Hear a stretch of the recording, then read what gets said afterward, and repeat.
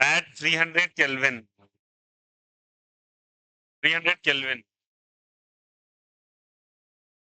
Full stop. It is lowered to. It is lowered to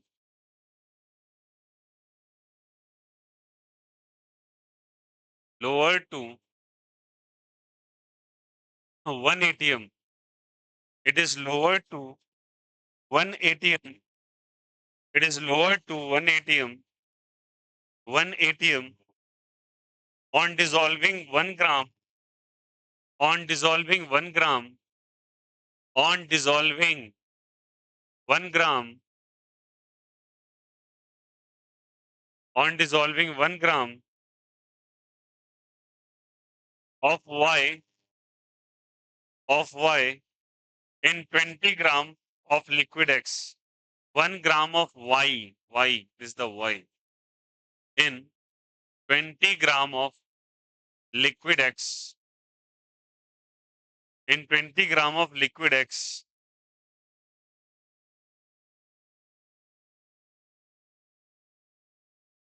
If the molar mass of X is 200 gram,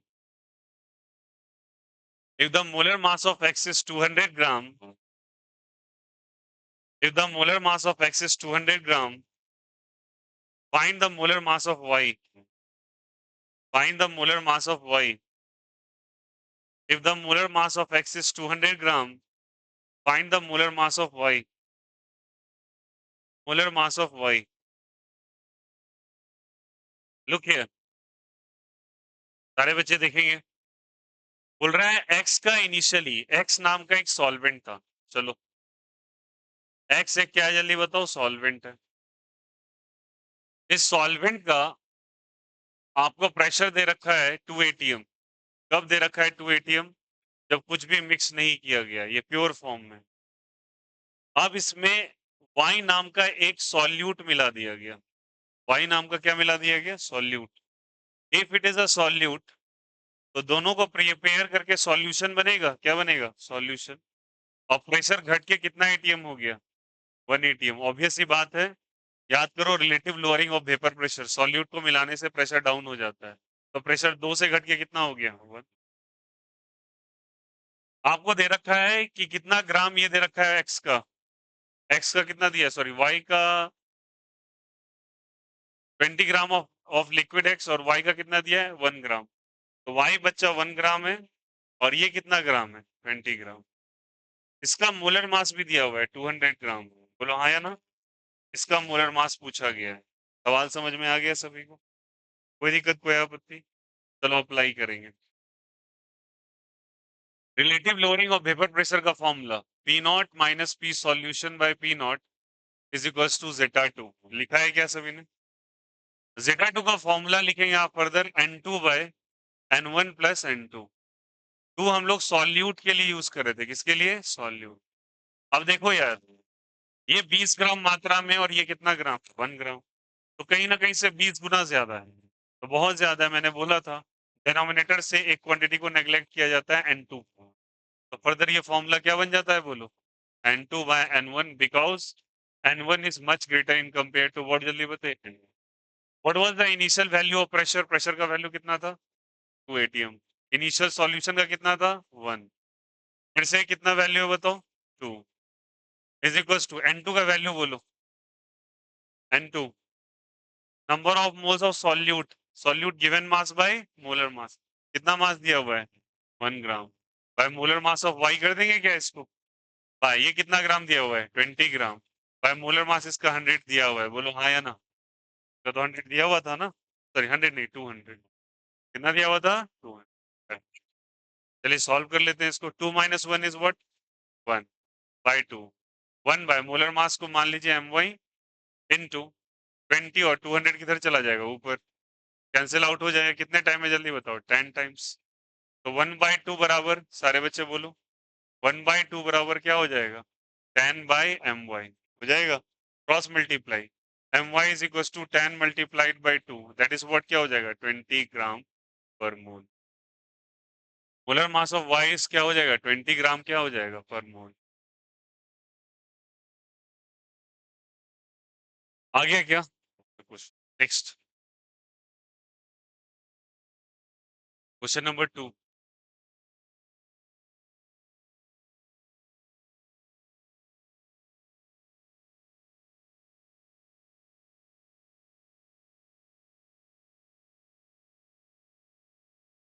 लिखिएगा, an aqueous solution of 2% non-volatile solute, an aqueous solution of 2% volatile solute, 2% non-volatile solute, 2% non-volatile solute, 2% non-volatile solute exerts a pressure of 1.004 bar, exerts a pressure of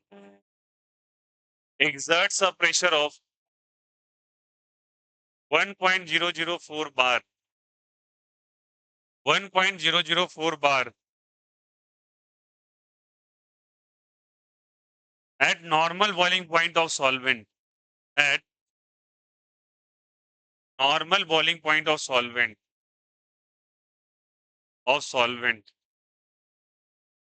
at normal boiling point of solvent, at normal boiling point of solvent. What is the molecular mass of solute? What is the molecular mass of solute? What is the molecular mass of solute?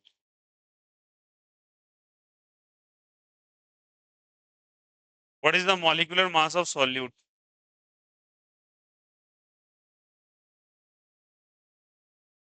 What is the molecular mass of solute? देखो यार, look here.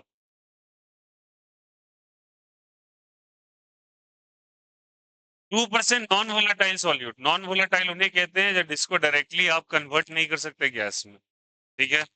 जैसे कि sugar, sugar पहले solid से liquid बनता है, फिर liquid से क्या बनता है, गैस, नॉन वोलेटाइल है। तो मान के चलो 2% शुगर सॉल्यूशन आपने मिलाया, 2% का मतलब समझ में आता है क्या होता है? 2 ग्राम को कितने ग्राम में मिलाया आपने? 100 ग्राम। That's it. तो आपका शुगर सॉल्यूशन कितने ग्राम का दे रखा है? 2 ग्राम। प्रेशर कितना दे रखा है सॉल्यूशन का, बोलो? 1.004 बार। ओके, तो आपका ये लोअरिंग ऑफ वेपर प्रेशर का ही गेम है। एक्चुअल प्रेशर जब किसी भी सॉल्यूशन का आपको देखा जाता है, सॉल्वेंट तो यहाँ नहीं दिया ना कोई, सॉल्वेंट वाटर का है क्या? सॉल्वेंट वाटर का है? ऐसा कुछ भी नहीं कहा। मोलर मास दिया है सॉल्यूट का, सॉल्वेंट का? नहीं दिया तो चलो वाटर ही कंसीडर करेंगे, फिर तो और कोई रास्ता नहीं है। चलो आ जाओ। 2% दे रखा है नॉन वोलेटाइल सॉल्यूट। अच्छा, अगर कोई आपको सॉल्वेंट ना दिया है तो यूनिवर्सली आप कंसीडर कर सकते हैं कि वाटर एक सॉल्वेंट है। कितना परसेंट दिया हुआ है? 2%। 2 ग्राम कितने ग्राम में, जल्दी बताओ? 100 ग्राम। तो अगर इसको सॉल्व किया जाए, बता दे क्वेश्चन का हिस्सा। क्वेश्चन नंबर 2 देखिएगा। बच्चे आपके पास दे रखा है 2% ऑफ सॉल्यूट, इसका मतलब क्या हुआ? 2% सॉल्यूशन का कंसंट्रेशन दे रखा है, मतलब हुआ 2 gram of solute in 100 gram of water, of solution, sorry for that, 100 gram of क्या जल्दी थी, सॉल्यूशन। तो यहाँ पे जो सॉल्यूट हो जाएगा, सॉल्यूट प्लस सॉल्वेंट अगर मिलाएंगे आप तो कितना ग्राम हो जाएगा, बोलो? 100 ग्राम। सॉल्यूट कितना क्या है, जल्दी बताओ? 2 ग्राम का। सॉल्वेंट आपको पता करना है, जो कितने ग्राम है, जल्दी बताओ? 100 ग्राम। तो सॉल्वेंट कितने का हो जाएगा, बोलो? क्वाइट सिंपल, 98 ग्राम हो जाएगा क्या? सॉल्वेंट 98 ग्राम, इसका मास ही गिवन है। अगर कोई सॉल्वेंट में कुछ ना देख रखा हो तो you are free to take water. क्या जल्दी बताइए? वाटर। अब बताओ, एक्चुअल प्रेशर जो होता है, याद रखिएगा पी नॉट का एक्चुअल डेटा यहाँ पे यूज केस में आएगा। अगर आपको कोई प्रेशर नहीं दे रखा है बट सॉल्यूशन का प्रेशर तो दिया हुआ है, तो नॉर्मल प्रेशर पानी का कितना होगा? एटमॉस्फेरिक प्रेशर, जो कि होता है 1.013 बार। याद रखिएगा ये डेटा क्या होता है, बोलो? 1013 बार। और अगर पास्कल्स में इसको बदलना हो तो that comes to be 1.013 into 10 to the power of 5 pascal, लगभग। ठीक है, तो आपको इतना बार होता है एक्चुअल प्रेशर का, तो सीधी बात है, पहले पानी था तो पानी में इतना प्रेशर लग रहा था, पानी में 2 ग्राम चीनी मिला दिया आपने तो प्रेशर घट के कितना हो गया 1.004। फिर से रिलेटिव लोअरिंग लगा लीजिए, पी नॉट माइनस क्या हो जाएगा P S by P not is equal to zeta two. Zeta two is given by N two by क्या हो जाएगा N one plus N two. What is the value of P not 1.013 minus 1.004, घट के इतना ही हो गया ना, 1.013 हो जाएगा क्या, इसका बोला था नीचे से एन टू हटा दो, तो एन टू बाई क्या हो जाएगा एन वन। अब N two is the solute, solute का मास कितना ग्राम, देखो सॉल्यूट कितना ग्राम 2 ग्राम, 2 ग्राम बाई क्या हो जाएगा मोलर मास एम मान लो। सॉल्वेंट का mass, solvent is solution, solvent is this 98, और वाटर का कितना होता है 18, होता है ना। अब सॉल्व कर लो इसको, तो 1.013 माइनस 1.014 13 में सुन हो गया तो 0.09, नहीं हो जाएगा भाई, कितना हो जाएगा 1.013, 009 या 09 हो जाएगा, 009 होगा ना, नहीं होगा, हाँ 1.00 क्या हो जाएगा 9 इज इक्वल टू कितना हो जाएगा, सॉल्व करो 18 ऊपर तो 2 इंटू 18 बाय एम इंटू कितना हो जाएगा 98, कितने बार में जल्दी बताओ 49, और कैंसिल होगा क्या, नहीं लग रहा, हो जाएगा क्या ये, लेकिन डेसिमल प्लेस जाएगा तो 9 से 2 बार में चला जाएगा ये, 13 से तो ये कैंसिल नहीं हो रहा, तो यहाँ से क्रॉस मल्टीप्लाई कर दो, मोलर मास बराबर 13 दूनी क्या हो जाएगा 26, सॉरी एक मिनट एक मिनट, क्रॉस मल्टीप्लाई करो मोलर मास 1013 इनटू 2 बाय क्या हो जाएगा 49, is they are cancelling out each other, नहीं लग रहा, बस करके कैलकुलेट कर लेना, gram is the right answer. बोलो आया नहीं आया, समझ में आया, याद रखना डेनोमिनेटर से सॉल्यूट के मोल फ्रैक्शन को, सॉरी नंबर ऑफ मोल्स को हटा देना, सॉल्यूशन इजी हो जाएगा, कोई दिक्कत। और अगर कुछ ना दे रखा हो तो यूनिवर्सल सॉल्वेंट किसको मानेंगे, पानी को, और पानी का मोलर मास कितना 18, चलिए सॉल्व कर लीजिए, दोनों सेम पैटर्न पे बेस सवाल था।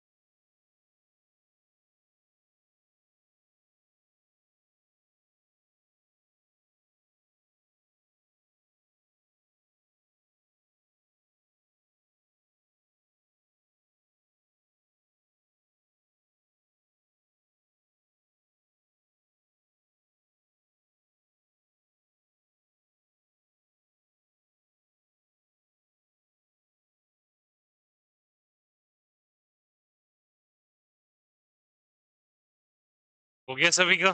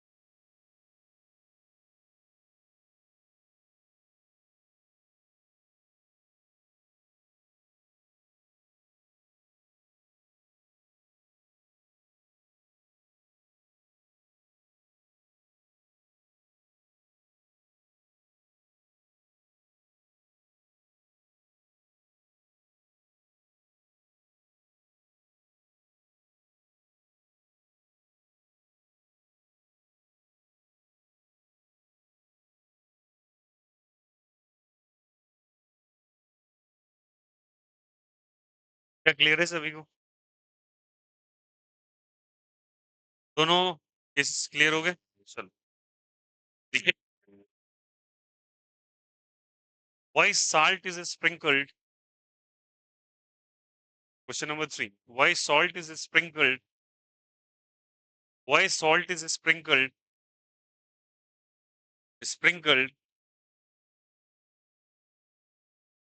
on the surface of snow, on the surface of snow, on the surface of snow, on the surface of snow, where heavy snowfalls occur, where heavy snowfalls occur, heavy snowfall occurs, heavy snowfall occurs. उन जगहों पर salt क्यों छिड़का जाता है जहां पे heavy snowfall होता है? ठीक है, स्नोफॉल हो गया, बर्फ जमा हुआ है। क्यों ऐसा होता है, लॉजिक समझिए। अगर बर्फ का ये बच्चे गोला आके सड़कों पे चिपक जाए, ठीक है, आप इसके ऊपर सॉल्ट्स डाल दो। When you are going to sprinkle the salt will going to depress the freezing point of this. Depression in कौन सा पॉइंट होगा, जल्दी बताइए। फ्रीजिंग। मान लो, ऐसा मानते हैं, उस जगह का जो तापमान है, इस बात से गौर से समझिएगा, उस जगह का जो तापमान है वो लगभग 0 डिग्री सेल्सियस के बराबर है। ठीक है, आपने सॉल्ट पे छिड़का नमक, नमक छिड़का तो ऐसा मान लेते इसका फ्रीजिंग पॉइंट डिप्रेस होके -2 डिग्री सेल्सियस चला गया। हमें देख लेना पहले, साले क्वेश्चन लिख लेना बाद में। पागल ही है साला पूरे तरीके। 0 डिग्री से कितना हो जाएगा, -2 डिग्री से। घटा या बढ़ा? अब सुन लेना बच्चा, शून्य तापमान है आसपास का, बट जैसे आपने नमक छिड़का तो इसका तापमान घट के अब जमने का तापमान -2 के पास चला है। तो बताओ अगर टेम्परेचर यहाँ पे फ्रिज हो रहा था और टेम्परेचर डिक्रीज होके यहाँ चला है, तो इसके लिए कहीं ना कहीं वो टेम्परेचर हाई हो गया। अब आसपास तो शून्य था, आपने उसको घटा के -2 तक ले गए आप उसको, तो फ्रीजिंग पॉइंट को तो आपने नीचे कर दिया, तो शून्य तो आपके लिए ज्यादा हो गया ना। तो बर्फ खुद ब खुद क्या होने लगेगा, जल्दी बताओ, हीट करने लगेगा। तो आपने कौन से प्रोसेस का इस्तेमाल किया, फ्रीजिंग पॉइंट को कम किया या ज्यादा किया, कम किया। और फ्रीजिंग पॉइंट को क्या कहते हैं, डिप्रेशन इन फ्रीजिंग पॉइंट। इस कारण से बर्फ गलने लगता है। आया समझ में? आगे और देखिएगा, ये क्लियर है सभी को? यही प्रोसेस का इस्तेमाल, समझ में आया ये सबको? क्वेश्चन नंबर 4 लिखिए, क्वेश्चन नंबर 4 लिखिए।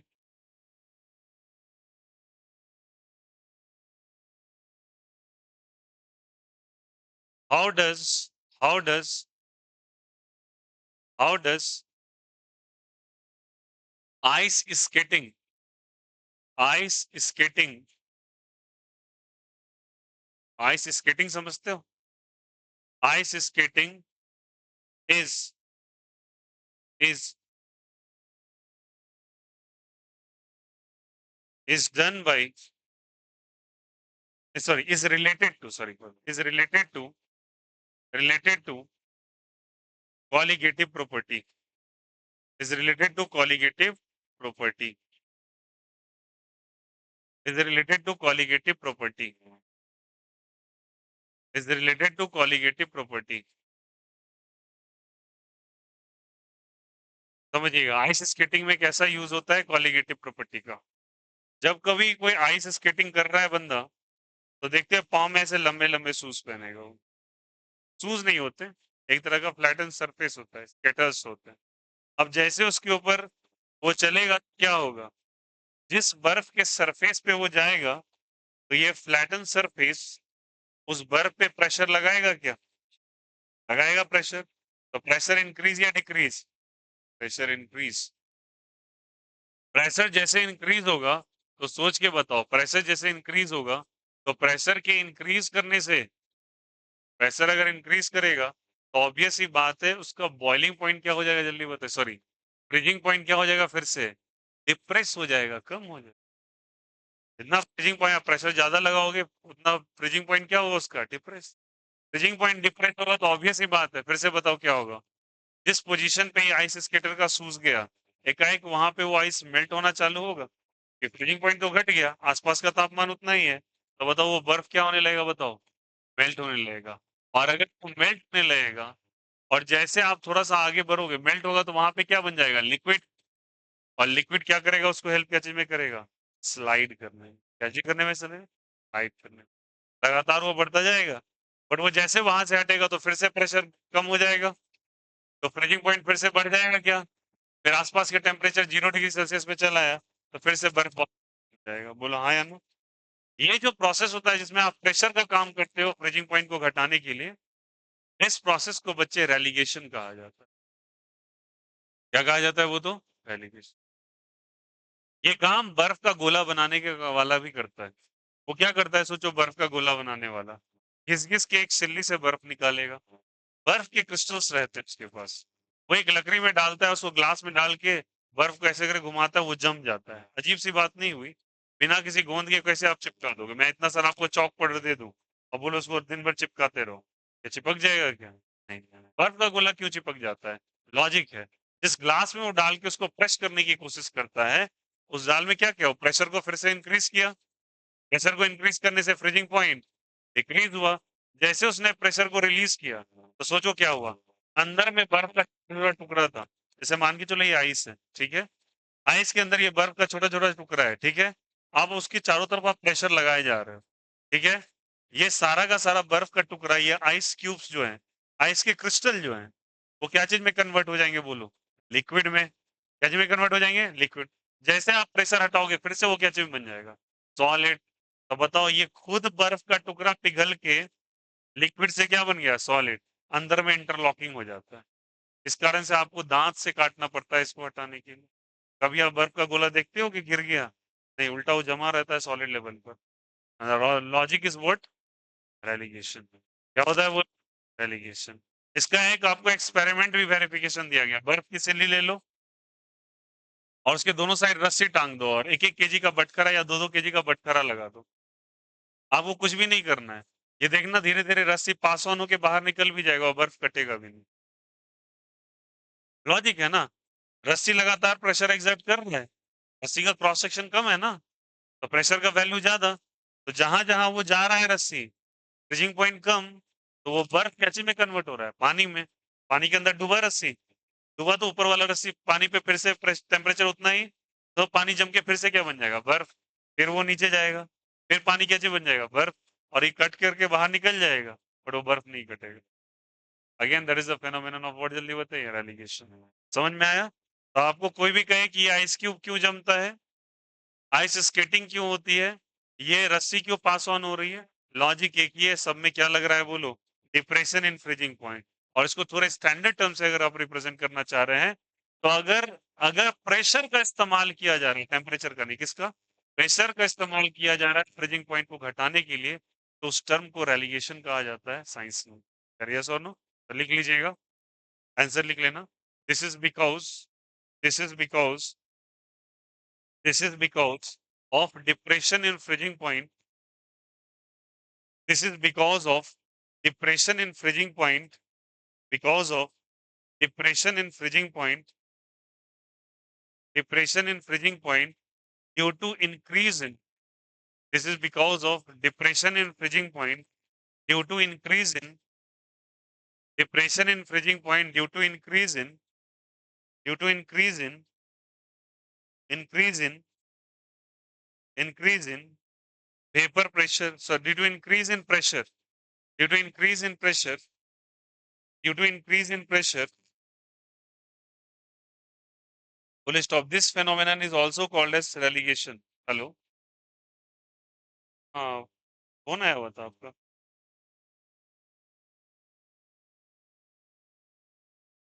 हाँ हाँ बोलिए, हाँ हाँ बोलिए, हाँ हाँ वही वही। This phenomenon is also called as what? Relegation. This phenomenon is also called as what, जल्दी बताइए? Relegation. This phenomenon is also called as क्या कहलाता है? Relegation. तो इन सब का आंसर सेम ही है, सेकेंड वाले का आंसर क्या हो जाएगा, रेलिगेशन ही। लिख लो, depression in freezing point, arrow लगा के रेलिगेशन डिफाइन कर लीजिएगा आप तरीके से, डिप्रेशन इन फ्रीजिंग पॉइंट और एरो लगा के लीजिए रेलिगेशन। रेलिगेशन टर्म लेकिन याद रखिएगा, ज्यादातर रेलिगेशन टर्म थर्मोडायनेमिक्स फिजिक्स में इस्तेमाल होता है, आपके केमिस्ट्री के अंदर डिप्रेशन इन फ्रीजिंग पॉइंट ही, क्योंकि क्वालिटेटिव प्रॉपर्टी पढ़ना है ना। तो देखो नॉलेजेबल इंसान आंसर मार्क कर देगा सही, बट इसलिए डिप्रेशन इन फ्रीजिंग पॉइंट के साथ लिखेगा रेलिगेशन, डायरेक्ट वर्ड वन लिखिएगा, और आपको ऑप्शन में भी डीपी यही लिखेगा, depression in freezing point, but अगर फिजिक्स में जाओगे तो रेलिगेशन का इस्तेमाल कर लें। ठीक है, चलिए क्लियर है सभी को, कोई दिक्कत कोई आपत्ति? चलिए नेक्स्ट क्वेश्चन लिखिएगा।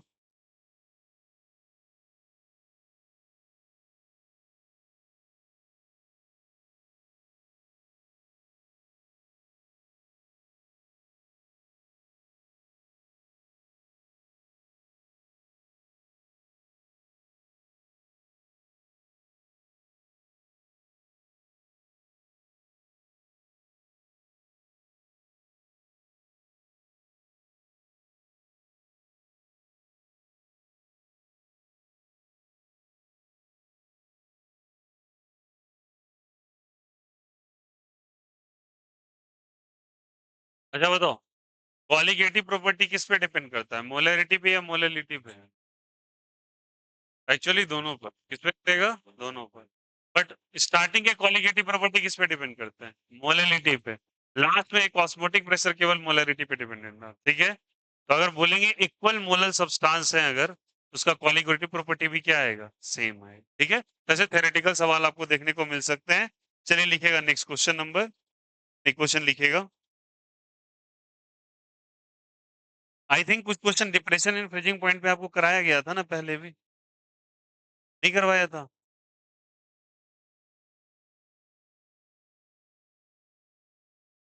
कराया था, चलो लिखिएगा, लिखिएगा the 5%, of cane sugar solution, the 5% of cane sugar solution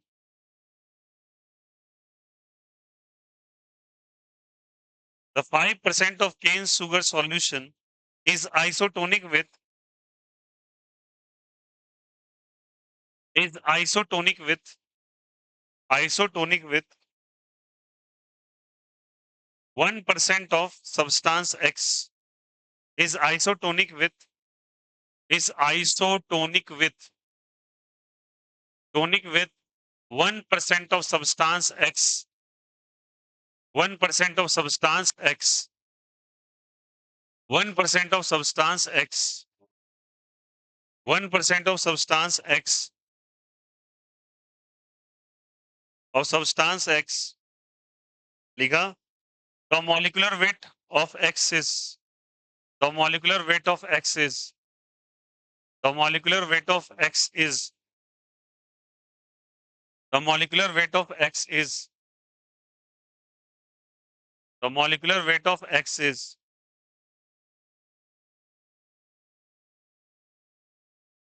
molecular weight of X is चलिए आपसे कहा क्या 5% केन सुगर सॉल्यूशन 5% का मीनिंग क्या हुआ बोलो 5 ग्राम इन 100 ग्राम ऑफ व्हाट सॉल्यूशन ना 100 ग्राम ऑफ क्या चीज सॉल्यूशन ये आइसोटोनिक है आइसोटोनिक का मतलब समझते हो अगर ये कंटेनर 1 और ये कंटेनर 2 तो अगर इसे ऑस्मोटिक प्रेशर का data pi is equal to याद करो सीआरटी था पाई इज इक्वल टू क्या था और इसका ये pi is equal to CRT होगा तो अगर मैं मान लेता हूँ पहले वाले का पाई 1 और दूसरे वाले का क्या है पाई 2 इसका कंसंट्रेशन C1 इसका C2 टेम्परेचर का चर्चा नहीं किया सेम रहने दो आर तो सेम हो गई आइसोटोनिक उसको कह रहे थे याद करो हाइपरटोनिक हाइपोटोनिक आइसोटोनिक हाइपर जिसका ऑस्मोटिक प्रेशर का डेटा ज्यादा हो या कंसंट्रेटेड सॉल्यूशन को लेस कंसंट्रेटेड सॉल्यूशन या डाइल्यूट सॉल्यूशन के कंपेयर में हाइपरटोनिक कह देते हैं जैसे कि मान लो एक चीनी पानी का सॉल्यूशन है और एक केवल पानी है तो चीनी पानी को हाइपरटोनिक कहेंगे और पानी को क्या कहेंगे हाइपोटोनिक और दोनों का प्रेशर अगर सेम हो जाए तो आइसोटोनिक आइसोटोनिक का मतलब आउटपुट प्रेशर दोनों का क्या है सेम तो पाई 1 का वैल्यू किसके बराबर जल्दी बताओ पाई 2 पाई 1 का डेटा कितना है बोलो C1 RT और इसका कितना है C2 RT R से R T से T cancel out C1 is equal to C2 अब चलिए इसका कितना मास दे रखा है 5 ग्राम क्या होता है फॉर्मूला C1 C2 एक्चुअली है क्या मोलरिटी या मोलैलिटी मोलरिटी या मोलैलिटी मोलरिटी है क्या क्यों मोलरिटी है वे सिंपल है भैया मोलरिटी इसलिए ये क्योंकि ये आप बात कर रहे हो ऑस्मोटिक प्रेशर में मोलरिटी था और सब में मोलरिटी था तो 10 moles per molar mass moles निकालेंगे आपको मोल्स कितना हो जाएगा इसका कितना होगा शुगर सॉल्यूशन है ना शुगर सॉल्यूशन का 342 होगा ना शुगर सॉल्यूशन का फॉर्मूला क्या होगा बोलो C12 S22 O11 342 number of moles by volume of solution in litre volume of solution in litre तो कितना ग्राम दे रखा है जल्दी बताओ 100 ग्राम कह सकते हैं ना सॉल्यूशन अब सुनो अगर कुछ ना दे रखा हो तो हमेशा वाटर कंसीडर करना और वाटर का डेंसिटी जो होता है याद रखिएगा वाटर का जो डेंसिटी होता है अगर कोई नहीं दे रखा तो यूनिवर्सल सॉल्वेंट वाटर 1 ग्राम पर ml 1 ग्राम क्या होता है पर ml 1 ग्राम का मास 1 ml के बराबर या 1 ml का मास कितने ग्राम के बराबर 1 ग्राम तो 100 ग्राम का मास कितना ml हो जाएगा 100 ml तो बिग डील है क्या तो सॉल्यूशन कितना ml हो जाएगा 100 ml लेकिन volume of solution in litre लिया जाता है तो 100 बाय 1000 और 1000 की तरह चला जाएगा ऊपर आया नहीं आया सेकेंड वन आपको मोलर मास ना इसका मास क्या 1% दिया है ना 1% दिया हुआ है 1 ग्राम भाई कितना करेंगे जल्दी बताओ यही तो पता करना है मोलर मास कुछ नहीं दे रखा तो ये भी 100 ग्राम सॉल्यूशन इनटू क्या कर दो 1000 आया नहीं आया कोई दिक्कत कोई आपत्ति तो इसको भी एमएल में कन्वर्ट कर लेंगे अगर कुछ ना दे रखा हो तो वाटर को एज अ सॉल्वेंट कंसीडर करें वाटर का मोलर मास 18 होता है, उसकी डेंसिटी 1 ग्राम पर ml होती है, मतलब हर एक ग्राम का वजन 1 ml के बराबर होता है, या 1 ml का वजन 1 ग्राम के बराबर। उसको लीटर में कन्वर्ट कर लिया। Common data is going to be cancelled out from both the sides. Quite easy and simple, अब तो कुछ बचा ही नहीं, पलटी मार दो इसको, m ऊपर चला जाएगा और ये 342 और नीचे क्या आ जाएगा 5। आंसर आ गया 342/5। ठीक है, हम लोगों ने 3 टर्म पढ़ा था, फिर से रेकर करा देंगे। अगर मान के चलो, ऐसा करके समझा देते हैं, ऐसा मान के चलो यहाँ पे ये रेजिन था ना, रेजिन, तो रेजिन के अंदर शुगर सिरप होता है क्या? शुगर सिरप है तो वो कंसंट्रेटेड फॉर्म में है, और मान के चलो बाहर में पानी है, बाहर में क्या है बोलो, पानी, वाटर। तो बच्चे इसको हम लोग कह रहे थे हाइपरटोनिक, क्या कह रहे थे इसको? टोनिक। और जो अंदर था उसको क्या कहते हैं? हाइपोटोनिक। और दोनों का अगर सेम हो जाए, ऑस्मोटिक प्रेशर सेम हो जाए, तो क्या बोला था? आइसोटोनिक। क्या बोला था? और ऑस्मोटिक प्रेशर ऑस्मोसिस बहुत डिटेल से पढ़ा है, आप लोग देख सकते हो, चलो कर लो कॉपी।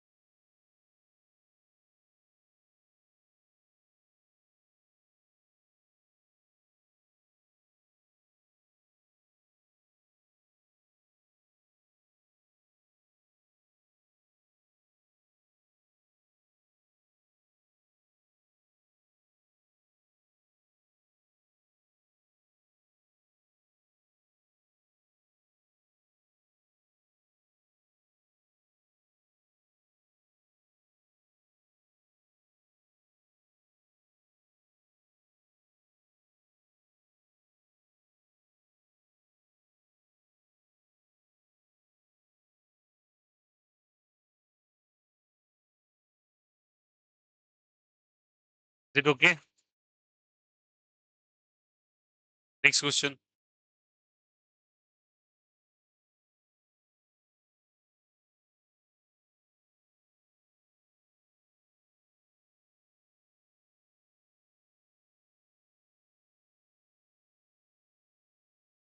लिखिएगा, 10% solution of urea, 10% solution of urea, 10% solution of urea,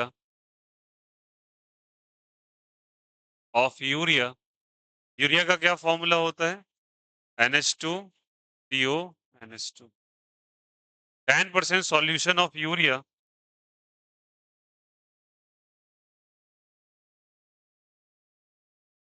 urea is isotonic with 6% non-volatile solute X, is isotonic with 6% non-volatile volatile solute X, non-volatile solute X. Full stop. What is the molecular mass of solute X? What is the molecular mass of solute X? Of solute X.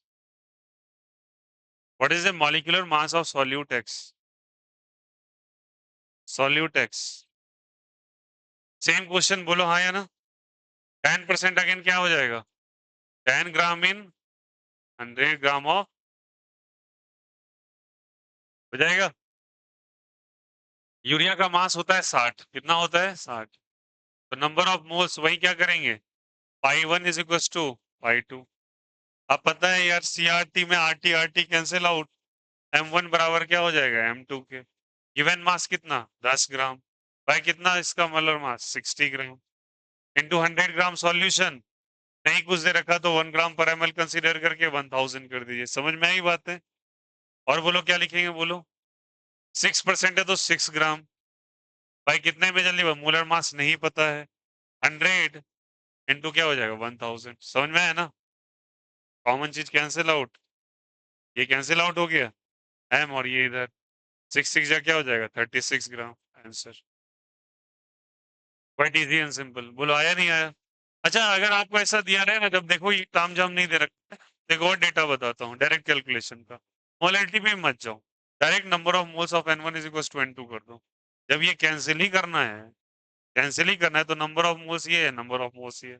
N1 बराबर N2 कर दीजिए directly, उतना भी नहीं कीजिए। आया समझ में? तो ये भी लिख लेना। अगर आइसोटोनिक होता और कुछ नहीं दे रखा है तो क्या कर दो, N1 is equal to N2।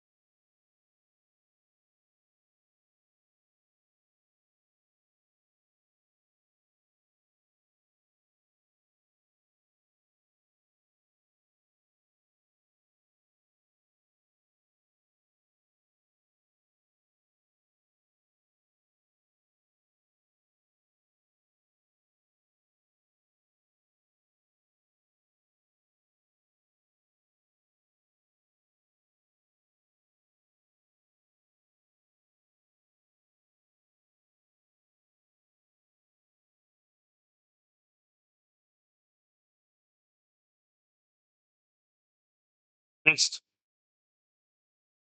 a solution containing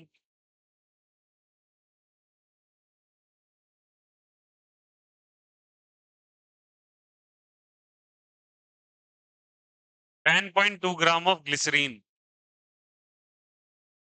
10.2 gram of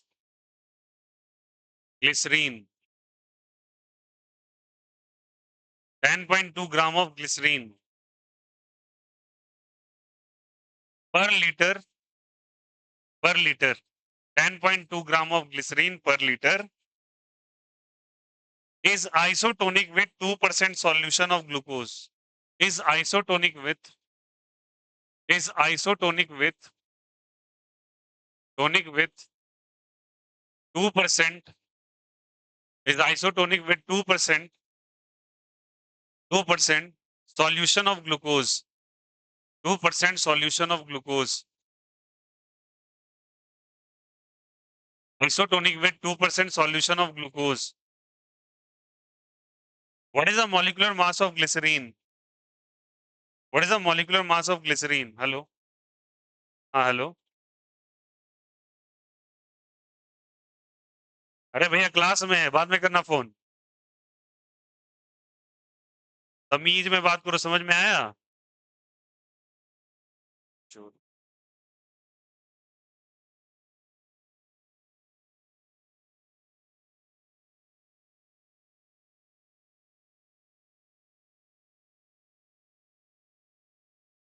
दिखेगा 10.2 gram of glycerine is isotonic with 2% solution of क्या चीज, ग्लूकोज। दिखा?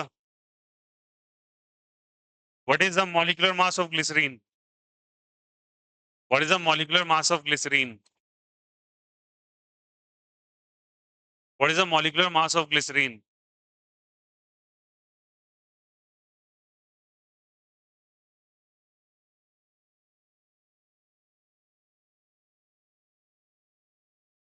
चलिए देखिएगा, सेम सेम चीज चल रहा है।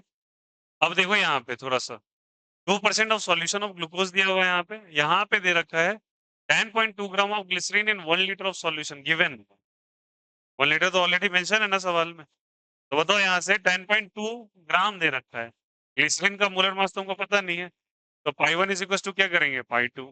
पाई वन का वैल्यू बोलो 10.2 gram by molar mass of glycerine is m। Volume of solution 1 litre gift ने दे रखा है ना, 1 लीटर, क्या इसको कन्वर्ट करना पड़ेगा क्या? नहीं, 1 लीटर है ऑलरेडी ना, 1 है तो लीटर में दे रखा है ना भैया, क्या कन्वर्ट करें, है ना, पर लीटर ऑफ सॉल्यूशन।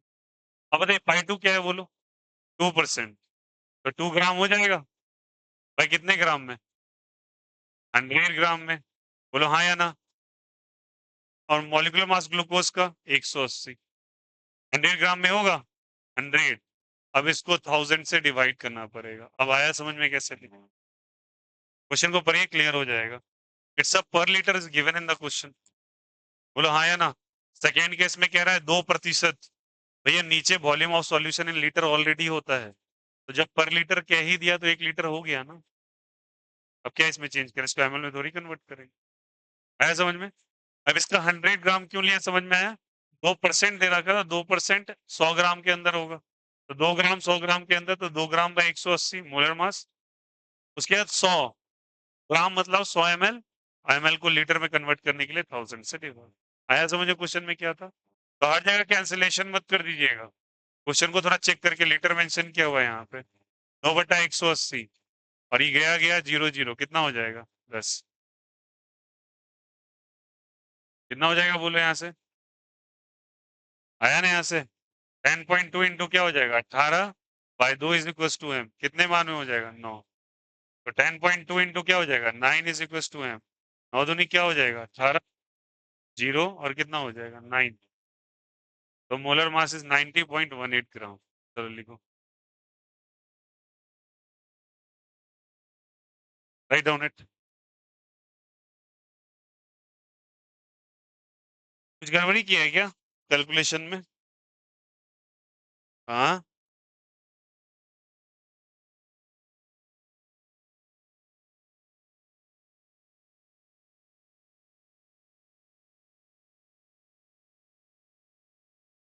कुछ गड़बड़ी है क्या? क्या किया यार? 9 दूनी 18, सॉरी यार 91.8 होगा आई थिंक। अब सही है क्या? 9 दूनी 18 कैरी 1, हाँ 1 इधर चला, सॉरी 91.8 ग्राम। समझ में आया कैसे हुआ? तो क्वेश्चन के कंडीशन को पढ़ के इंप्लीमेंट कीजिएगा, okay.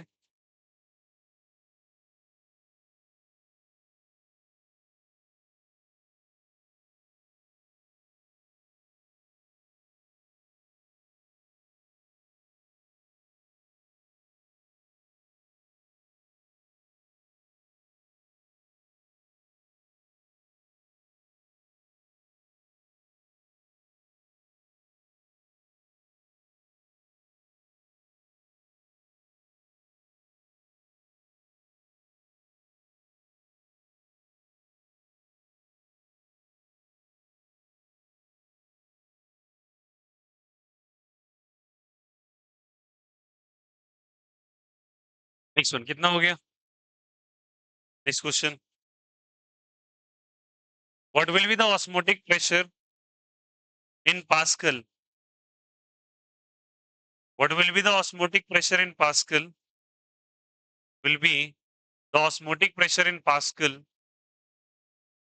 What will be the osmotic pressure in Pascal exerted by solution, exerted by solution,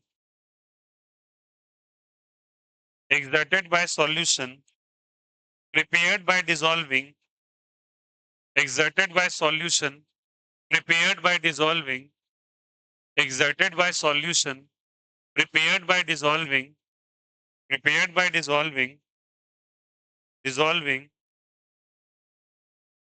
prepared by dissolving 1 gram of polymer, 1 gram of polymer, 1 gram of polymer, 1 gram of polymer, polymer, polymer of molar mass, of molar mass, of molar mass 1,50,000, ऐसे लिखो 1,50,000 of molar mass 1,50,000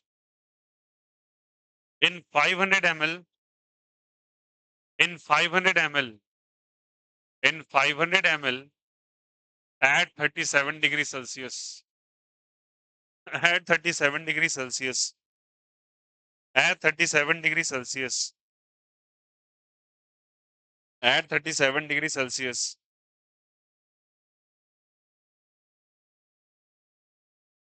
ठीक है, चलो apply आपको osmotic pressure निकालना है। ठीक है, चलो स्टार्ट यार। पाई का वैल्यू क्या चाहिए जल्दी हो तो? C R T. ठीक है, सी का वैल्यू दे रखा है कंसंट्रेशन, मोलरिटी होगा given mass by molar mass. कितना mass? Given mass by molar mass.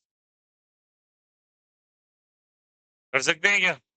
1,50,000 in 500 ml solution, तो 500 ml डिवाइडेड बाय 1000, तो ऊपर बोला आया नहीं आया? Given mass by molar mass, volume into litre ले लिया यहां से। आर का वैल्यू क्या लिखेंगे बोलो?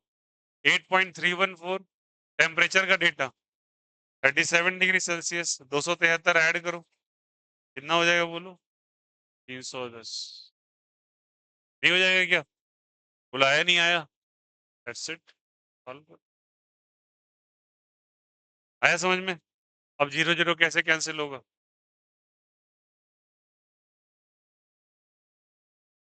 अब देख लो सॉल्व करके इसको, कितना आ जाएगा? 1 × 8.314 इंटू 31 बाय 150, नहीं 150 नहीं, 1500 इंटू 5। सॉल्व कर लीजिए। ठीक है, पाई का वैल्यू आ जाए, कर लो कॉपी।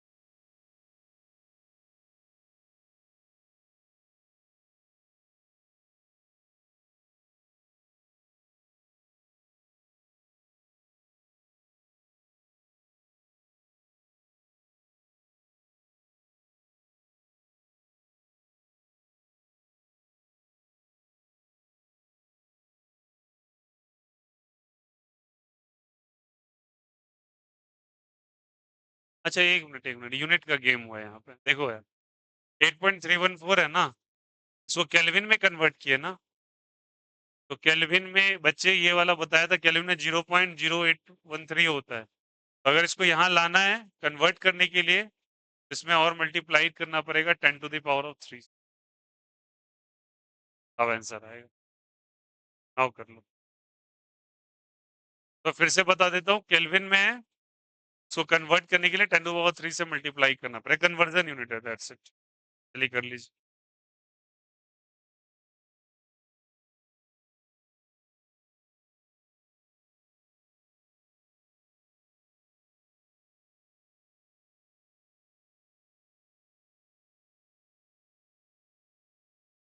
बटा डेल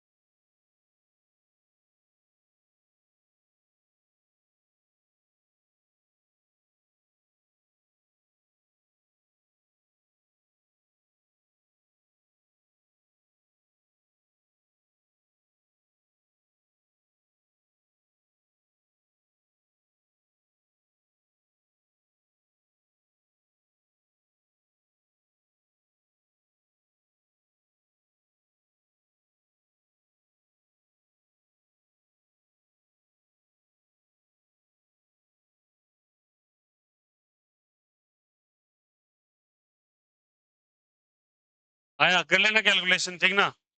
देखो यार, in the terms of pascal, देखो एक मिनट, ट्राई टू अंडरस्टैंड। अलग अलग यूनिट ऑफ प्रेशर होता है, ठीक है? तो प्रेशर के यूनिट के बेसिस पे अगर पास्कल के टर्म में कहा जाता है, तो इसका डेटा 8.314 इंटू 10⁻³ होता है। आपका प्रेशर इन पास्कल पूछा है ना, तो पास्कल के टर्म में ये डेटा आता है, इसलिए यूज किया गया। आया समझ में? बेसिक।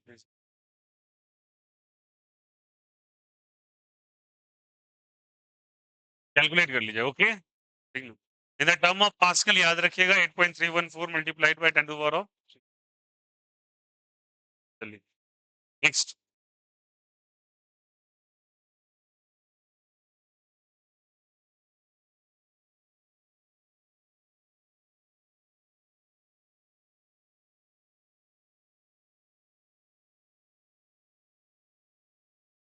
लिखिएगा, a solution made by dissolving 20 gram of substance, a solution made by dissolving 20 gram of substance, 20 gram of substance, 20 gram of substance, gram of substance in 500 ml of water, in 500 ml of water, if in 500 ml of water,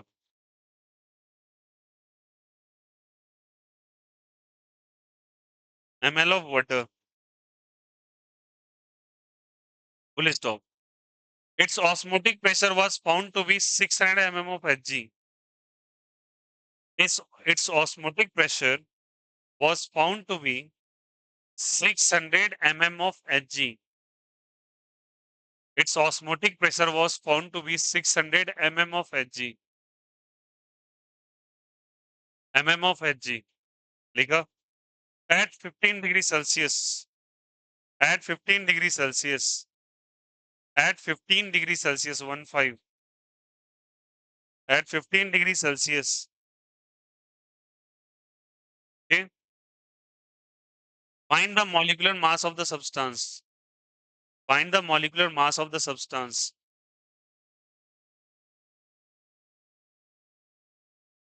Molecular mass of the substance.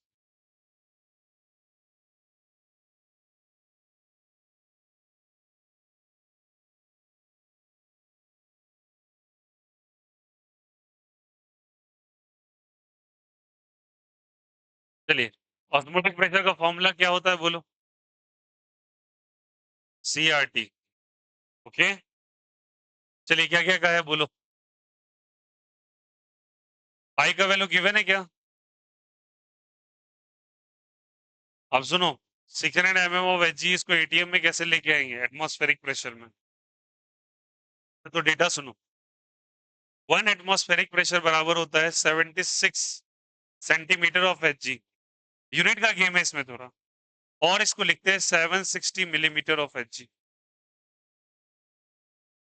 ठीक है, तो 600 दे रखा है आपको, तो 1 ATM बराबर हम लोग लिख सकते हैं, that is 760 mm of Hg. बोलो हाँ या ना, तो इसको लिख सकते हैं 1 mm ऑफ Hg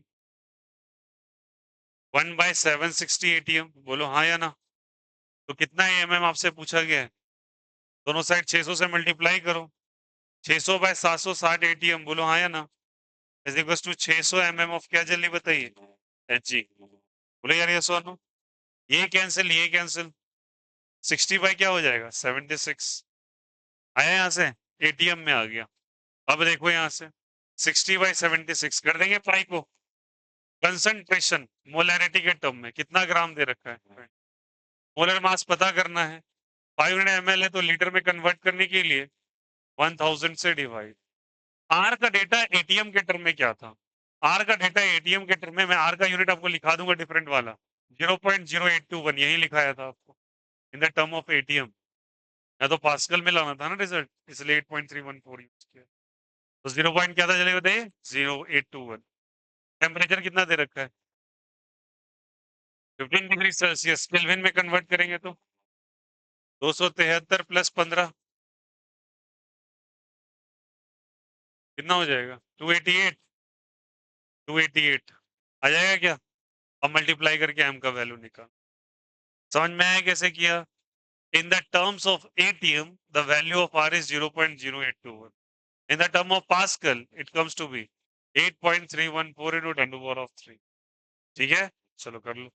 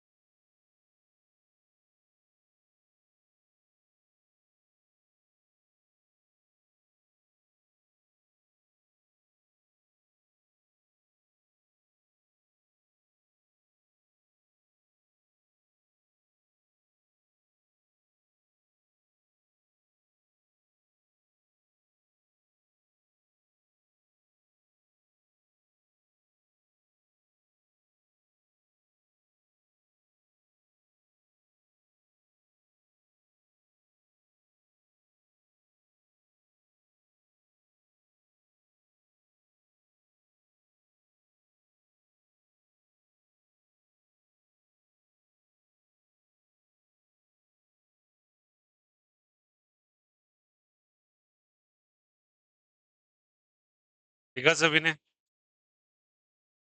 बोलो यार, आया?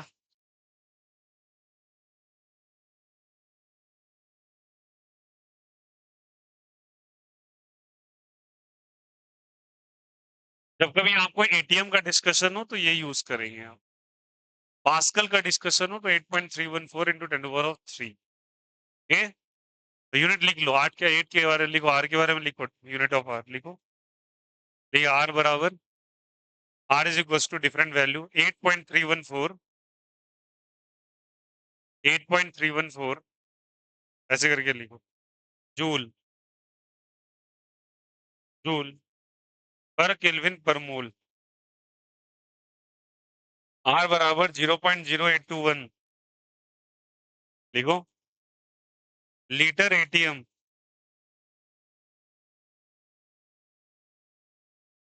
पर केल्विन पर मोल।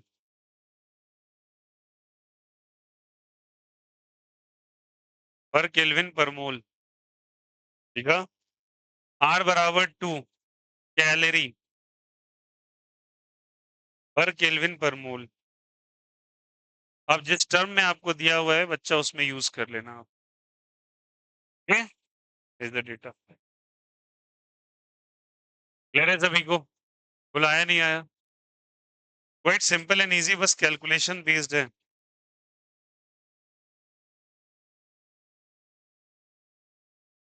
मैंने पिछले सेशंस में भी कुछ क्वेश्चंस दिए थे ना? कहाँ से? 91 to 100।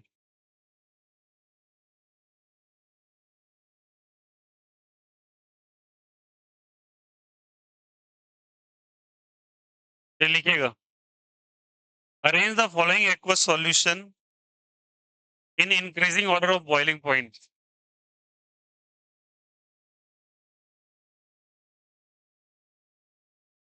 Arrange the arrange the following aqueous solution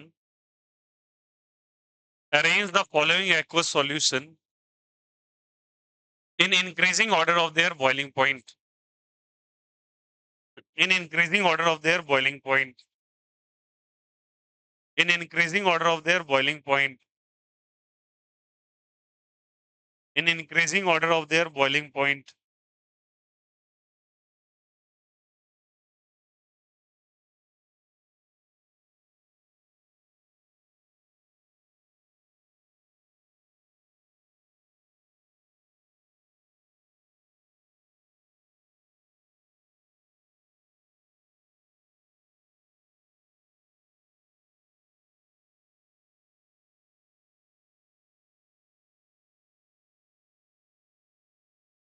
देखो आपसे क्या क्या क्या है, पहले लिखो फर्स्ट, लिखिएगा first 10 to the power of -4 m NaCl, 10 to the power of -4 m NaCl। Second, second 10 to the power 10 to the power of -4 m 10 to the power of -4 m urea, urea. Next 10 to the power of -3 m MgCl2, 10 to the power of -3 m MgCl2। और next लिखिएगा 10 to the power of -2 m NaCl, 10 to the power of -2 m NaCl, 10 to the power of -2 m NaCl। चलो भाई देखो, urea दिया हुआ है, formula NH2CONH2, उसके बाद क्या दिया है? Magnesium chloride. कितना दिया हुआ है? 3m। फोर्थ क्या दिया हुआ है? क्या? NaCl, NaCl 2 बार दिया हुआ है। चलो अप्लाई करके देखते हैं भैया, 10⁻²m। देखो यहाँ पे सॉल्ट दे दिया है, सॉल्ट का पहले आपको निकालना पड़ेगा आयंस। NaCl को ब्रेक कीजिए Na+ और इसका I का वैल्यू 2 हो जाएगा डायरेक्टली। इसका मतलब Mg+2 + 2Cl- I का वैल्यू क्या हो जाएगा? 3। इसका ये नॉन डिसोसिएबल सॉल्ट है, मतलब ये डिसोसिएट नहीं होता। इसका नहीं होता, आई का वैल्यू कितना मान लो 1। जो नहीं हुआ वो अकेला रहेगा, अकेला रहेगा तो 1 तो आएगा ना। इसका क्या हो जाएगा फिर से, आई का वैल्यू 2। अब देखो कंसंट्रेशन लेवल चेक करो, 2 है, इसका कितना कंसंट्रेशन है, तो कितना हो जाएगा बोलो, 2 इंटू 10⁻⁻²। मल्टीप्लाई कर लो यार, इसका बोलो। ये भी ध्यान रखना, गिवन है तो मैं डायरेक्टली आंसर कर देता इसके बेसिस पर। 3 वाला सबसे ज्यादा होता, फिर 2 वाला आता, फिर 2 वाला, फिर 1 वाला। आपको देखना पड़ेगा ना, कंसंट्रेशन भी तो गिवन है। फिर इसका कितना दिया है बोलो, 1 10⁻⁻⁴। फिर इसका बोलो, आया समझ में। अब जिसका कंसंट्रेशन लेवल ज्यादा, और आई से क्यों मल्टीप्लाई कर रहे हैं, जग जाहिर है, बता ही रखा है कि जब कभी डिसोसिएटिव या एसोसिएटिव सॉल्ट्स मिलता है तो कॉलिगेटिव प्रॉपर्टी में आयोटा से मल्टीप्लाई किया जाता है। आयोटा कैसे निकालते हैं, आयोटा कह रहा हूँ, वेंटो फैक्टर। वेंटो फैक्टर कैसे निकालते हैं, नंबर ऑफ आयंस के बेसिस पे। नंबर ऑफ आयंस कितना है यहाँ पे, 2, 3, कुछ भी नहीं, 1, यहाँ पे 2, और उसको कंसंट्रेशन से मल्टीप्लाई कर दिया। बोलो हाँ या ना, तो बताओ सबसे ज्यादा कौन है। पावर जितना कम होगा उतना ज्यादा अच्छा होगा। पावर सबसे कम इसका, तो 4 नंबर सबसे अच्छा। फिर -3, तो कौन सा हो जाएगा, 3। फिर कौन सा, अब इन दोनों में -4 तो सेम ही हो गया, बस इसके आगे 2 तो कौन सा हो जाएगा, 1। और लास्ट में कौन हो जाएगा, 2। तो answer is what, 2 4 3 1 and 2। Next लिख लीजिए, 4 3 1 एंड 2।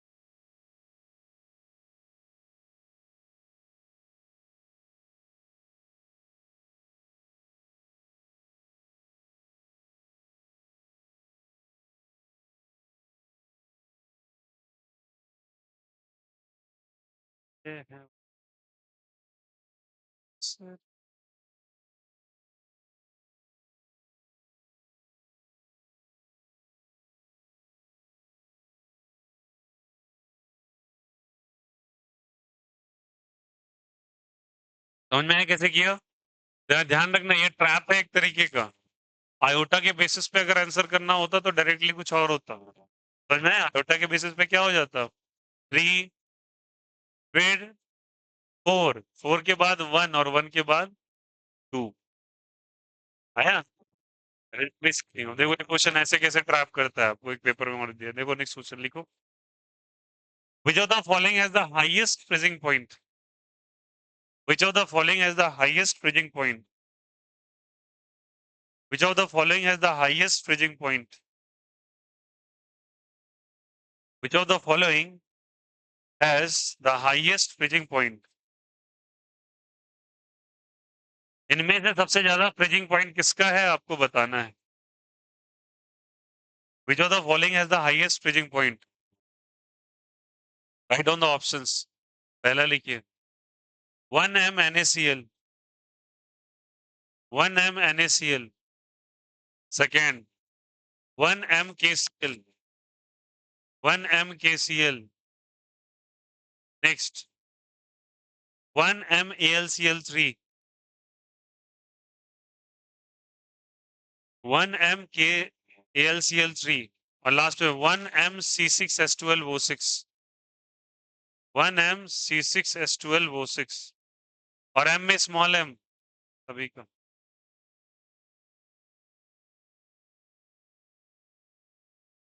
स्मॉल m कर दीजिए, कैपिटल M नहीं, ठीक है। Molar solutions given. अब बताओ आंसर क्या होगा बोलो। 1m लोगे बच्चा NaCl का, NaCl का आयोटा का डेटा कितना होगा बोलो। वेरी गुड, 2 हो जाएगा। KCl का लोगे तो 2 होगा। AlCl3 का 3 या 4, एक इसका और 3 इसका, तो कितना हो जाएगा बोलो, 4। और फिर लास्ट में C6H12 O6 का कोई स्प्लिशन नहीं है तो 1 होगा क्या? अब बताओ अकॉर्डिंग टू दिस तो 4 सबसे ऊपर चला आया ना, अब 2 और 2 में लड़ाई होगी, बोलो यार। तो 1m इसका भी दे रखा है, 1m इसका भी दे रखा है, तो मोलिटी तो सेम ही है, आयोटा भी सेम है, बोला हाँ या ना? तो दोनों का इक्वली हो जाएगा फिर। कुछ कर सकते हैं क्या? बोलो कुछ कर सकते हैं क्या इसमें? आपसे फ्रीजिंग पॉइंट के बारे में जिक्र किया गया है। फ्रीजिंग पॉइंट का चेंज क्या लिखते हो? Iota multiplied by KF into molality. Agreed? करेगा। आप देखो यार एक और चीज है, अगर ऐसा केस फंस जाए तो आप कैसे चेक करोगे यार? आयोटा भी सेम है, मोलैलिटी भी क्या है सेम। केएफ का क्या फॉर्मूला लिखे थे बोलो थोड़ा सा, देखो कॉपी के अंदर क्या लिखे थे देखो। नहीं नहीं नहीं, देखो देखो।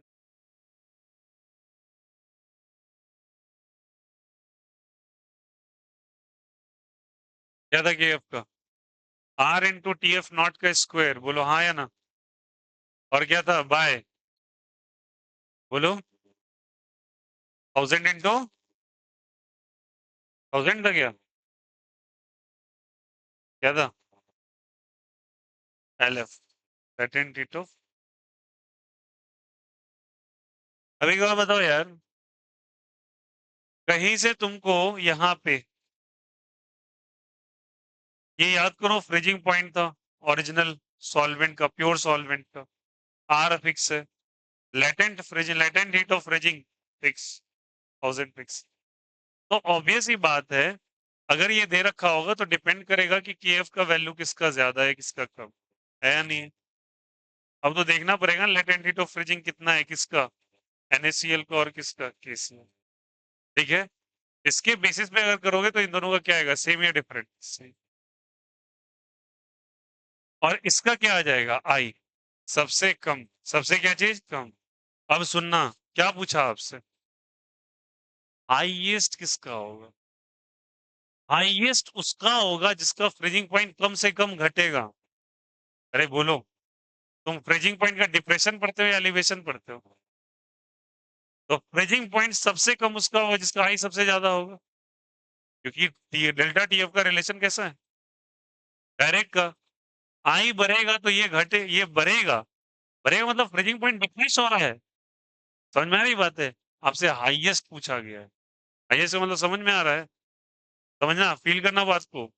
डिक्रीज का मतलब तुम नीचे जा रहे हो जीरो से, तो ये 4 है ना, घट के मान के चलो -4 पे चल गया, डेटा समझ जाए कितना हो गया, इसका -2 और इसका हाईएस्ट कौन? -1 हाईएस्ट, और आप फ्लो फ्लो में -4 मार के आओ। आपसे लोएस्ट पूछा गया है, आपसे लोएस्ट पूछा गया है, आपसे क्या पूछा गया? Highest freezing point, highest freezing point मतलब ऊपर की तरफ, ऊपर की तरफ कौन सा है? आंसर क्या हो जाएगा? कर लो मार्क। और यही सब गलती होती है फिर एग्जाम में।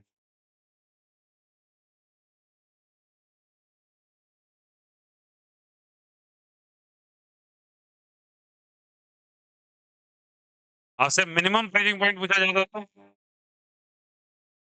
आया समझ में? मिनिमम मतलब कम, और मैक्सिमम मतलब ज्यादा, ज्यादा मतलब ऊपर होगा ना, तो फ्रीजिंग पॉइंट में कंफ्यूजन क्रिएट होता है, तो 4 देख के लोग मार्क कर देते हैं।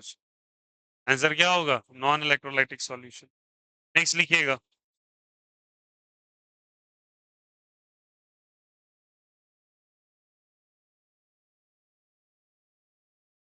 if the alpha is the degree of dissociation for Na2SO4, if alpha is degree of dissociation for Na2SO4, if alpha is degree of dissociation for Na2SO4, sodium sulfate, Na2SO4, Na2SO4,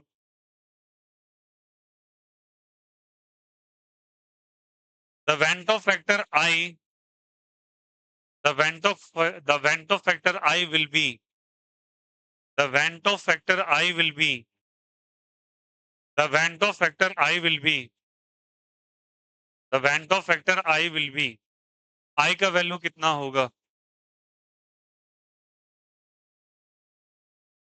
पहले बताओ ये salt कैसा है, associative salt या dissociative salt?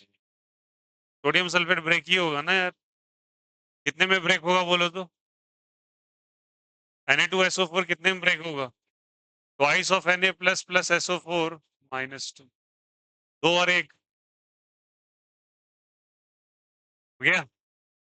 आपको तरीका बताया था, बताओ क्या बोला था यार? आयोटा बराबर 1 minus alpha plus N alpha. I ही ना पूछा है आपसे। तो आई का वैल्यू कितना है? 3। आई का वैल्यू कितना है? 3। तो नंबर ऑफ पार्टिकल्स भी कितना टूट के हो गया? 3। तो 3 रखो यहां से।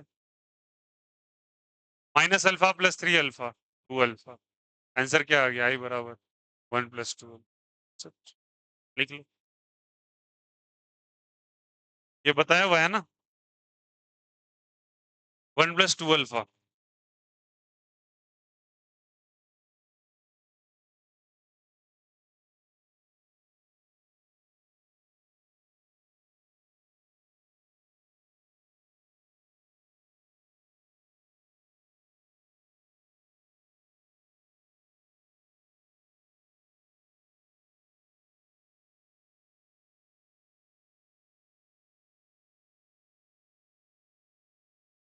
नेक्स्ट लिखिएगा।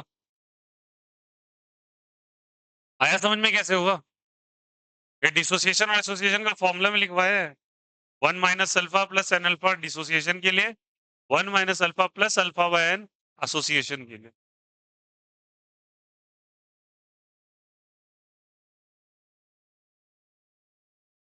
Next one,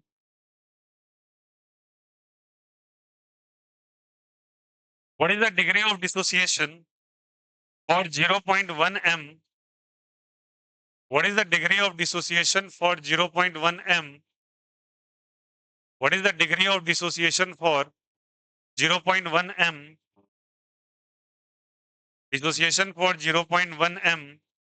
Magnesium nitrate. Magnesium nitrate. 0.1 m magnesium nitrate. Magnesium nitrate solution. Solution. If Van 't Hoff factor is equals to I बराबर 2.74. If Van 't Hoff factor I बराबर 2.74. If Van 't Hoff factor I बराबर 2.74. I बराबर 2.74। ठीक है, चलिए आई का value बताइए क्या हो जाएगा? मैग्नीशियम नाइट्रेट कितने में टूटेगा? Nj plus dot twice of NO3 -1। तो 2 और 1 3। तो आई का वैल्यू 3, एन का वैल्यू भी 3। अग्रीड ना?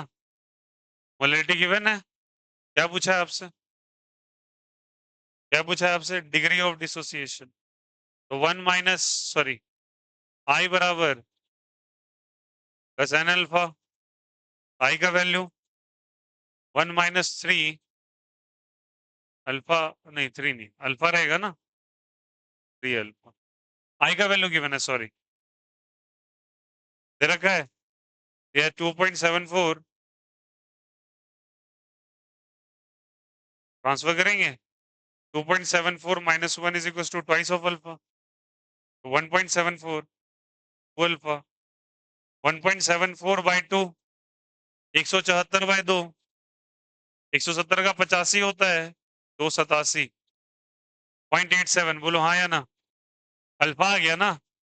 आपसे डिग्री ऑफ डिसोसिएशन परसेंटेज में पूछा है, तो 100 से मल्टीप्लाई करो ना।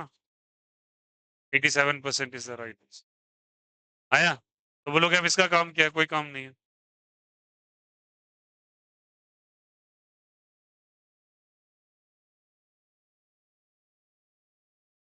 0.1 m का यूज था क्या?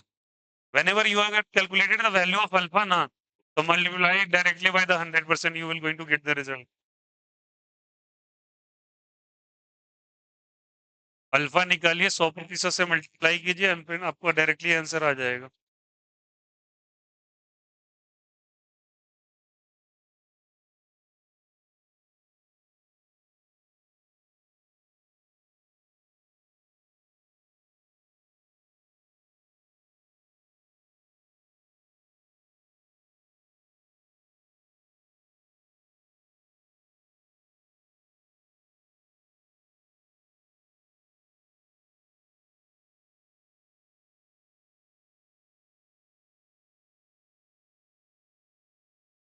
नेक्स्ट,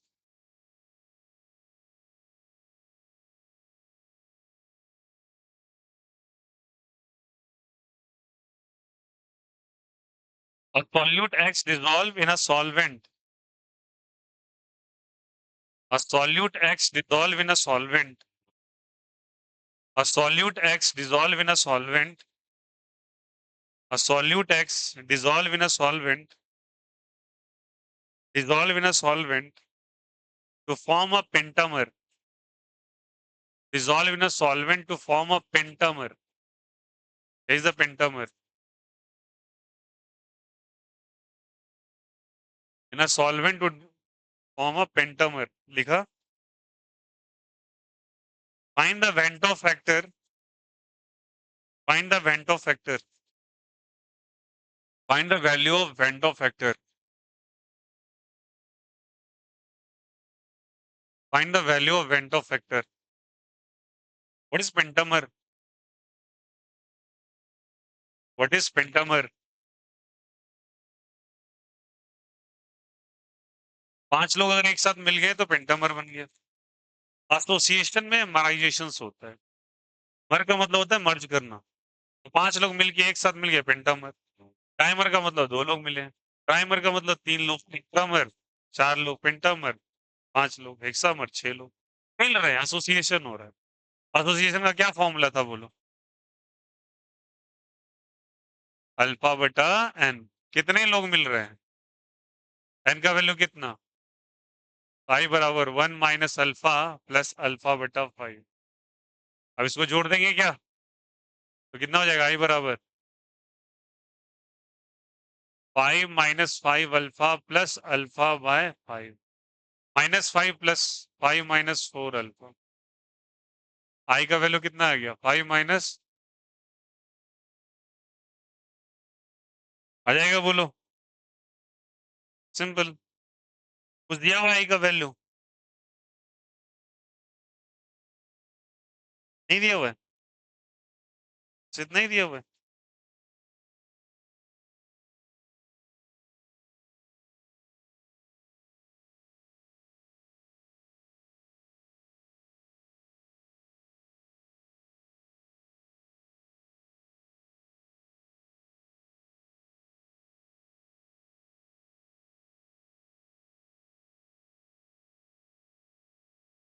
अब सही है.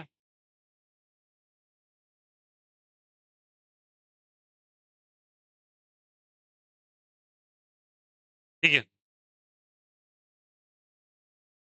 इन केस अगर सुनो एक बात और. अगर इसमें केस में अगर आपको कोई वैल्यू दे दिया हो सवाल में कि ऐसे नहीं करके ये ना दे करके अल्फा ना दे करके कोई वैल्यू दे दिया हो, तो अल्फा का मैक्सिमम परसेंटेज कितना मान सकते हो बोलो? किसी भी चीज का डिग्री ऑफ डिसोसिएशन कितना हो सकता है मैक्सिमम? 100. तो 100% का वैल्यू कितने के बराबर? 1. तो 5 माइनस 4 इंटू 1/5. तो 1/5 वही देख रहा था, यहाँ आंसर 0.2 दिया हुआ है. तो अल्फा का वैल्यू 1 रखा है उसने.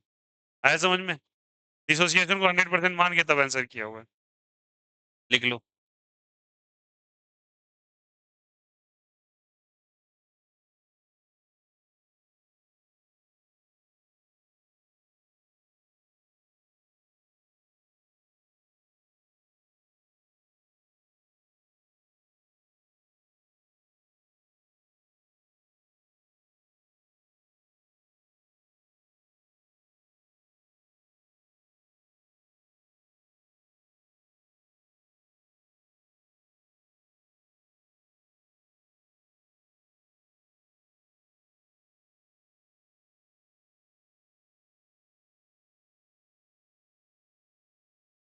आ गया समझ में? अब देखो एक अल्टर सा एग्जांपल दिया हुआ है आपको. अल्टर इसलिए कह रहे हैं कि आप पढ़े नहीं है. आप कर लेते तो शायद दिक्कत नहीं होता कि कोऑर्डिनेशन कंपाउंड आगे आएगा. अब देखो K4FeCl6 ऐसे करके दिया हुआ है. ठीक है. इसका कोऑर्डिनेशन सॉल्ट अभी पढ़ा ही नहीं है, टेंशन मत लो. हालांकि ये डिसोसिएट कैसे होता है? 4K plus plus FeCl6 whole power में -4. ये कभी भी डिसोसिएट नहीं होगा ऐसे डायरेक्टली. ब्रैकेट के अंदर वाला जो चीज दिखाई दे रहा है इसको कोऑर्डिनेशन स्फीयर कहते हैं। कौन सा स्फीयर? और कोऑर्डिनेशन स्फीयर कभी ब्रेक नहीं होता। ये कितना हो गया? जो आप तो डायरेक्टली बोलो कितना है ये? 4 और 1 पूरा। आई का वैल्यू कितना? 5। अब इसके बराबर बोला कौन सा होगा, तो एक ही ऑप्शन में दिखाई दे रहा है, ज्यादा तामझाम क्या करेंगे। Al2SO4 होल 3, ये भी तो 5 ही है ना। 2Al plus 3 plus 3SO4 minus 2, 2 3 कितना? 5। कौन इसके बराबर है जिसका 5 है आई का वैल्यू? आया समझ में? इसको ब्रेक करने का ये तरीका है। तो ऐसे करके लिखना, find the value of I for this. लिखो, find the value of I for FeCN6 whole 4, sorry FeCN6। Find the value of I for K4 FeCN6।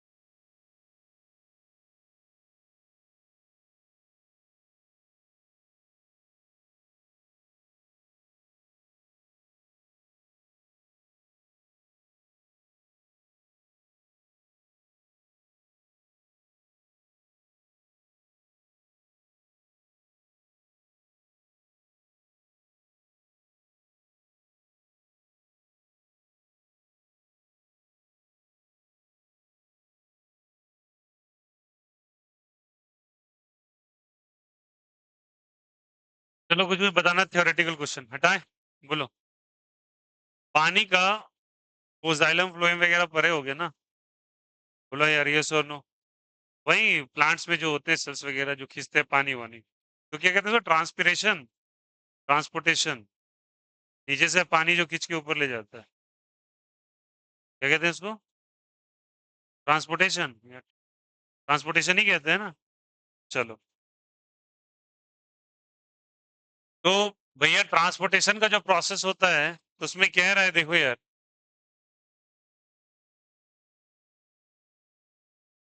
which of the following is not an industrial or biological importance of osmosis? Movement of water from the soil into the plants and the upper portion of the plants. ये capillarity के basis पे होता है और osmosis भी responsible है यार। बोलो हाँ या ना?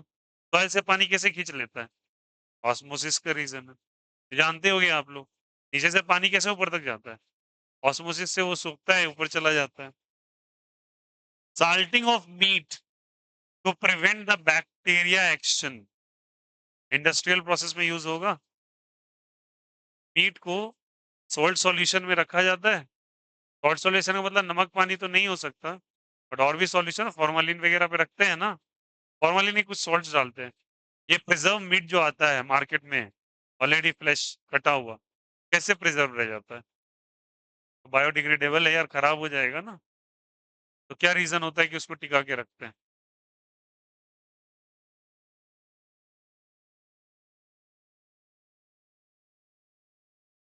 मीट को प्रिजर्व कैसे किया जाता है भाई? मीट को प्रिजर्व भैया ऑस्मोसिस प्रोसेस से ही करते हैं। जूस और फ्लूइड उसका साइड ऑन कर देते हैं ताकि वो बैक्टीरिया का इन्फेक्शन कम ग्रो हो। आया समझ में? अब इसमें दिया हुआ है कि 1 मिनट, लेकिन जानते हो यहाँ पे reverse osmosis for desalination of water, ये तो चलो सही है। Filling of ink in a fountain pen, क्या आंसर दिया हुआ है यार इसका? देखो देखना, किचरी का डी। कैपिलरिटी तो ऊपर वाला भी दिख रहा है मुझे। Salination of meat to prevent bacteria action. अच्छा, अब ये कॉलिगेटिव प्रॉपर्टी पूछा है क्या? मीट को अगर सैलिनेट कर दिया जाए तो क्या वो खराब नहीं होगा वक्त के साथ? नहीं होगा। रीजन है, सुनो। आपने कई बार देखा नहीं है, नमक तेल वगैरह लगा के नॉनवेज में फ्रिज में रख देते हैं, रखते हैं ना, उसको बाद में जाके बनाएंगे। मैरिनेशन का प्रोसेस होता है, तो मैरिनेशन में तो यही किया जाता है, किसी भी चीज में तेल मसाला ला के छोड़ दो। वेज क्या, नॉनवेज में भी, सॉरी नॉनवेज क्या, वेज के भी आइटम में होता है बहुत कुछ में। फर्मेंट करने के लिए ब्रेड का जो भी चीज बनता है बताओ, फर्मेंटेशन प्रोसेस के लिए नहीं छोड़ते उसको क्या? आटा को गूंद लिया, छोड़ दिया 2 घंटे 2.5 घंटे के लिए, वो स्वेलअप हो जाता है। स्वेलअप होने के बाद उसको कुकर वगैरह में पकाते, फिर ब्रेड काटते हैं उसका। Cake is one of the best example for fermentation. बोला हाँ या ना? That is a basic thing, तो हम लोग डालते हैं। अब देखो यार, इसमें कर लेना, देखो अब देखो फायदा क्या है। इस कारण से मैं बोला था कि हैवी चीज पढ़ो, हैवी अमाउंट कंप्लीट होगा। क्वेश्चन नंबर 52 से लेके 100 तक, 52 से 100 मतलब 50% पूरा कंप्लीट हो गया। इतने से टॉपिक्स, आपका होमवर्क 52 से लेके 100 तक पूरा। इसी कारण से क्वालिटेटिव पहले टच किया था। इसे कहते हैं कि आपको जब पता होता है सिलेबस के इंक्लूजन के बारे में, तब उसके बाद जितने टॉपिक्स है सब शॉर्ट हैं। मैक्सिमम का बन चुका है, मैक्सिमम आपने सॉल्व कर लिया है। देखो यार, 110 तो उधर ही दे दिया था, 40-42 सवाल है, उसमें से 20-25 मैंने ही करा दिया, बचा क्या? 15-20 क्वेश्चन गिन के 52 to 100 आप सॉल्व कर लीजिएगा क्वालिटेटिव प्रॉपर्टी में। ठीक है, और स्टार्टिंग से रुक जाइएगा। अब जो टॉपिक बचा है भैया, टॉपिक है, ऐसा बात नहीं है टॉपिक नहीं है, टॉपिक तो बहुत अच्छे अच्छे हैं, बट टॉपिक शॉर्ट है, डिफिकल्ट नहीं है, इजी। ये वाला सबसे बेहतर टॉपिक था जो कि आपने कंप्लीट कर लिया ऑलरेडी इस चैप्टर का। ठीक है, चलो कल आते हैं।